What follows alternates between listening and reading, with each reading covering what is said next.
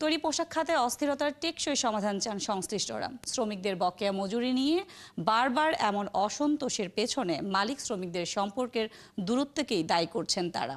শ্রমিক নেতারা বলছেন ট্রেড ইউনিয়ন না থাকায় এর কারণ, তবে মালিকরা বলছেন ট্রেড ইউনিয়ন কার্যকর করতে দরকার সরকারি নজরদারি। শ্রমিক অধিকার সংস্কার কমিশনের প্রধান বলছেন মালিক শ্রমিক ঐক্যই হতে পারে একমাত্র সমাধান। আরও জানাচ্ছেন শাহনাজ শারমিন।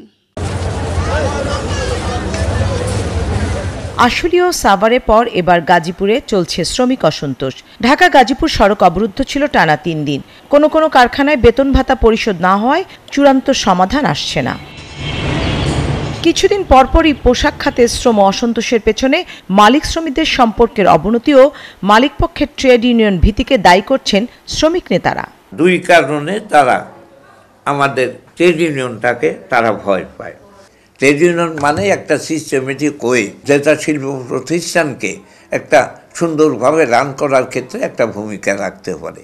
কিন্তু আমাদের এখানে মালিকদের অবস্থান হলো তারা মনেই করে যে ট্রেড ইউনিয়ন যদি হয় তাহলে বোধহয় আমি আর শিল্পের এই কারখানাটার আমি আর মালিক থাকবো না, আমার মালিকানা চলে যাবে, সেটা হয়তো শ্রমিকদের কাছে বা ইউনিয়নের ক্ষেত্রে চলে যাবে। ট্রেড ইউনিয়ন করার অধিকার, ফ্রিডম অফ অ্যাসোসিয়েশন এবং কালেকটিভ বার্গেনিং, যৌথ দর কষাকষি, এই জায়গাটায় আসলে আপনার প্রতি আমার বিশ্বাস, আপনার বিশ্বাস, একই টেবিলে বসে আমি এই থেকে থাপ্পড় দিব, টেবিল মানি না, আপনি বলবেন আমি মানি, তারপরে গিয়ে আমরা দুই পক্ষে মানি, এই কালচারটা আমাদের নাই, এটাকেই ক্রিয়েট করতে হবে। মালিকরা বলছেন ট্রেড ইউনিয়ন শুধু কাগজে কলমে থাকলে হবে না, এটি কার্যকর হতে হবে। পরিস্থিতি বুঝে নেতৃত্ব দিতে হবে, নিজেদের মধ্যে ঐক্য তৈরি করতে হবে। গার্মেন্টস মালিকরা কিন্তু ট্রেড ইউনিয়নে বিশ্বাস করে না। কেন করে না? কারণ এই মালিক প্রতিদিনই প্রতি সপ্তাহে ফ্যাক্টরিতে যাচ্ছে, তার সিনিয়র ওয়ার্কারদের সাথে তার কথা হচ্ছে, সে বিশ্বাস করে এদের মধ্যে কোনো গ্যাপ নাই। এখন আমরা যারা ট্রেড ইউনিয়নের কথা শুনেছি, আদমজি জুট মিলস বা বড় বড় কলকারখানাতে যখনই ট্রেড ইউনিয়ন হয়েছে, কি হয়েছে? একটা সংঘর্ষ হয়েছে, একটা হরতাল হয়েছে এবং পরে ফ্যাক্টরিটা বন্ধ হয়ে গেছে। ওই যে একটা ট্রমা, ওই ট্রমা থেকে মালিকদেরকে আপনি বের করে আনতে হবে। তাহলে কি করতে হবে? আপনার এই যে প্যাটার্নটা, ট্রেড ইউনিয়নের প্যাটার্নটা চেঞ্জ করতে হবে। ফেডারেশনগুলো ঠিক আছে, বাট ফিল্ডে যারা আছে এরা আসলে ওয়ার্কারদের কতটুকু কাছের? এই শুধুমাত্র একটা ডকুমেন্টেড ইউনিয়ন করলেই কিন্তু ইউনিয়ন হয়ে গেল না। গভর্নমেন্টের ক্যাপাসিটি বিল্ড করতে হবে, অ্যাসোসিয়েশনের ক্যাপাসিটি বিল্ড করতে হবে, মালিকদের শ্রমিক বান্ধব হওয়ার জন্য আরও সিনসিয়ার হওয়ার যে স্কোপ আছে সেটাতে কাজ করতে হবে। এবং আমি যদি মনে করি যে এই ক্যাপাসিটি বিল্ডগুলাই কিন্তু গ্যাপটাকে কমাই নিয়ে আসবে। So it is very important that government focus on investing on their capacity building.